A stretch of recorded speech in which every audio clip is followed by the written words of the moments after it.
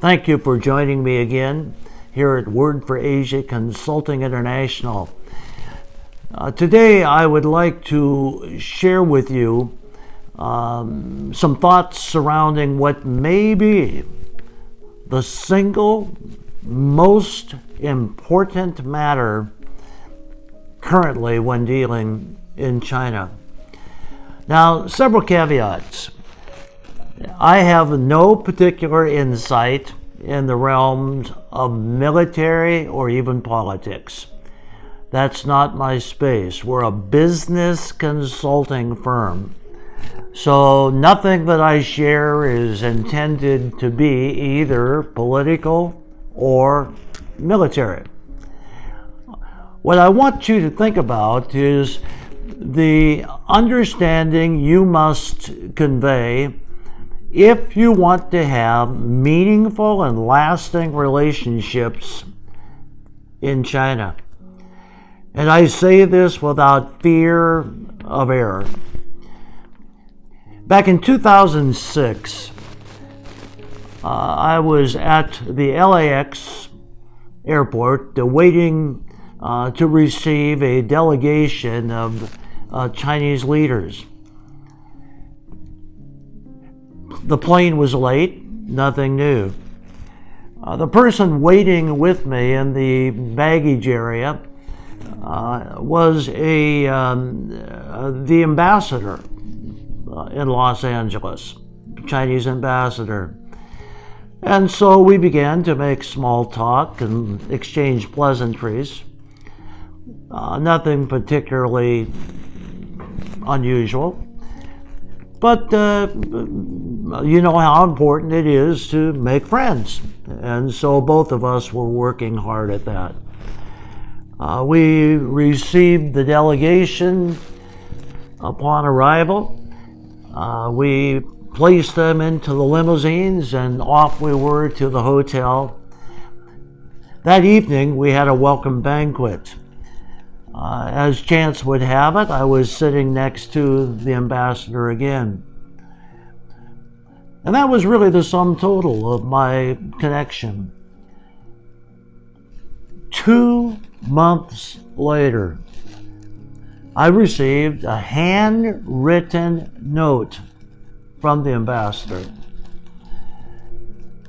It said, "Dear Dr. Wood, I want to thank you so much for your love for my people and my country.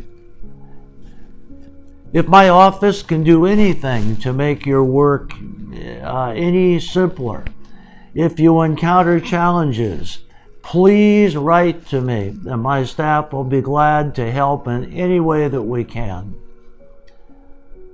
But, in looking at your business card, I noticed that our rooster only had one leg. And I know that you love our people too much for us to have a crippled rooster. Warmly," and his name. I immediately gave our card to my executive director and I said, "Go to the printer and change it." Now, most of you watching will understand exactly what I'm talking about, but in case not, we had a picture of China. It was probably colored in, I don't know what color it was at that time. And the 1 foot is the island of Hainan. The other foot that should have been colored in, according to them, but was not, is the island of Taiwan. That's how important this issue is. Make no mistake, in the minds of the Chinese leaders, Taiwan is a part of the People's Republic of China. And this is nothing new. Since Chiang Kai-shek escaped to what is now known as Taiwan, Since that very moment, under the leadership of Mao Zedong and every leader since, they feel that he escaped to a piece of ground that belongs to China, is a part of China, and in their mind, always will be. So it's nothing recent. Now, up until recently, however, China basically accepted the reality that it would be very difficult to take the island back under their singular control. Today, with the expansion of the PRC military, naval superiority, and technological advances, they are absolutely confident that when they choose to take the island back, they can do so. Now, they would prefer that this be done peacefully. And their rhetoric and their patience reflects that. But their patience is wearing thin. And in the recent days and weeks, the multiple flyovers of aircraft into Taiwanese space is becoming more and more blatant and frequent. This is not a minor issue. And just like the ambassador over a decade ago took time to write a handwritten note, it's on the minds, the thoughts, and the strategy of all Chinese leaders. Now, what about the timing? If they can't find a peaceful way to bring Taiwan back under the arm of the mothership, what will they do? Well, again, you'd have to turn to military people and political stratagems, of which I am not a part. But everything that's being said makes it clear that they may not wait much longer.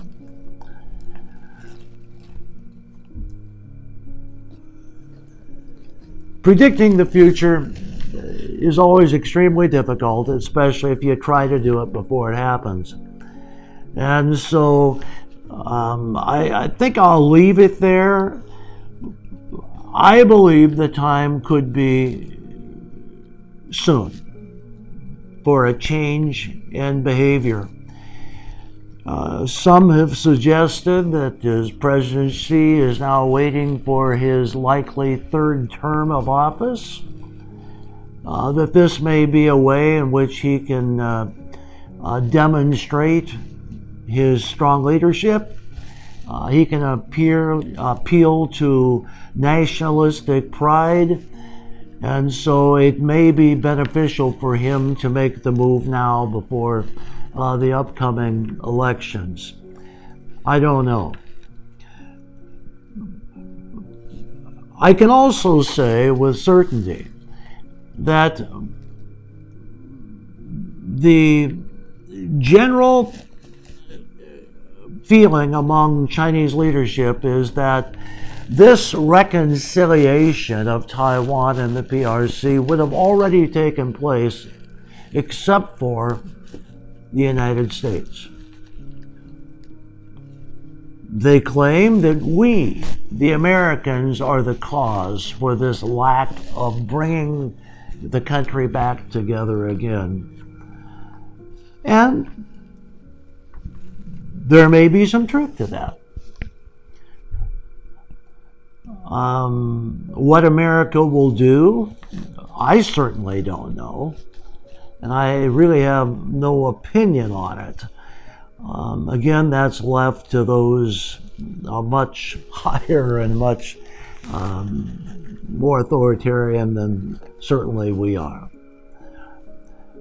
The point I want to make, and why I take so much time, is that If you want to have a good relationship and to work effectively in the PRC, you must be aware of this issue.